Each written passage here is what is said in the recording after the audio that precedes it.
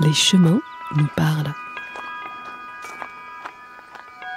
Avec les parcs naturels régionaux de Provence-Alpes-Côte d'Azur.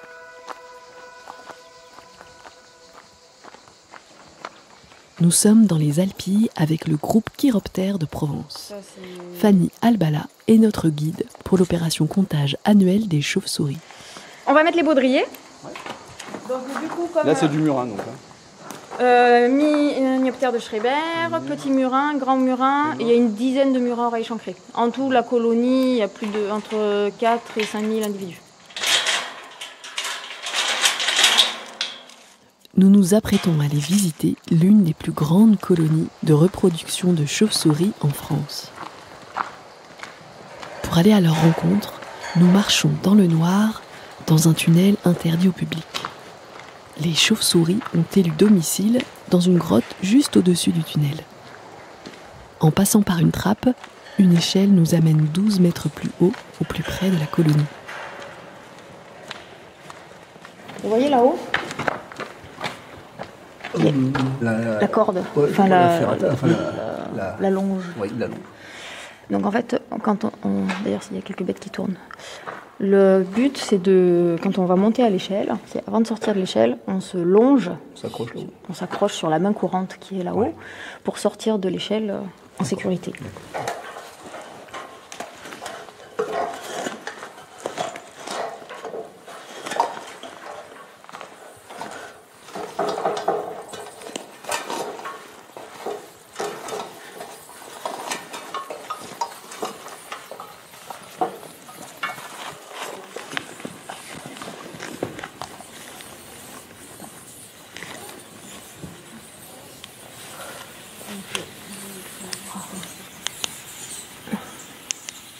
Là, j'allume ma lampe torche pour voir sur la petite voûte.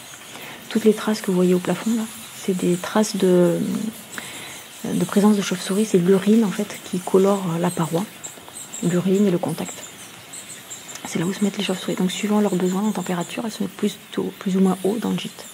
On va aller dessous. Il faut faire attention, ici, c'est très, très glissant. Alors, fais gaffe, tu devrais couvrir tes boutons. Pipi. Elles vont faire pipi dessus. D'accord.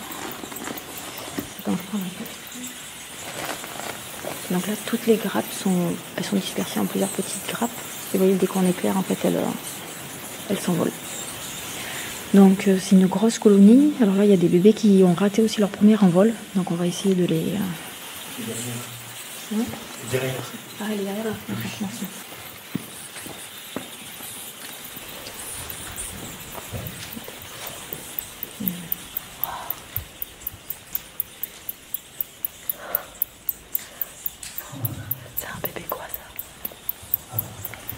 Un petit ou un grand murin.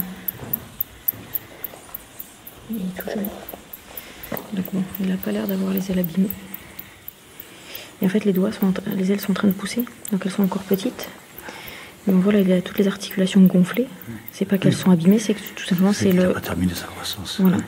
Les petits ou grands murins, en fait, il n'y a pas de différence de taille Il n'y a quasiment pas de différence de taille. Les différences, c'est une tache blanche au milieu du front. Et après, les différences entre canine et molaire. Et il a faim. Il a faim. Donc, on va le... Alors, je vais m'occuper de lui en premier. Qui c'est qui a les mains chaudes? Tu peux le tenir. Mais en fait, tu le serres un petit peu. Je vais lui sortir un peu d'eau quand même pour boire. Attends, là, il est voulu. Attends, c'est là. Hop, voilà. Est-ce qu'il veut boire?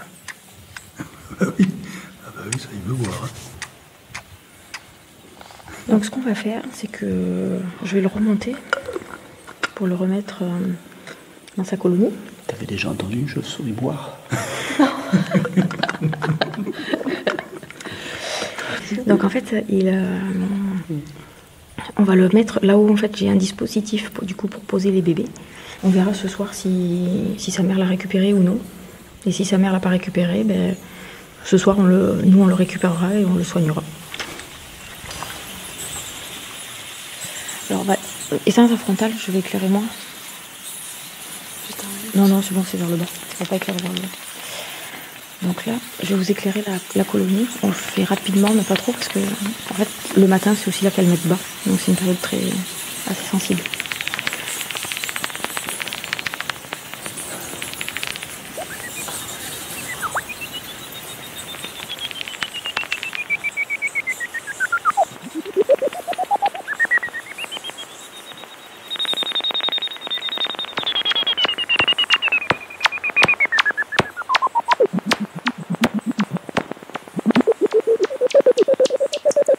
Merci à Fanny Albala et au groupe Chiroptère de Provence.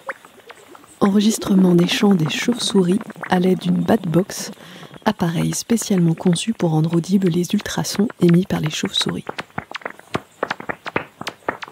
Réalisation Chloé Sanchez, prise de son été 2022. Un projet du réseau des parcs naturels régionaux de Provence-Alpes-Côte d'Azur, soutenu par la région Sud.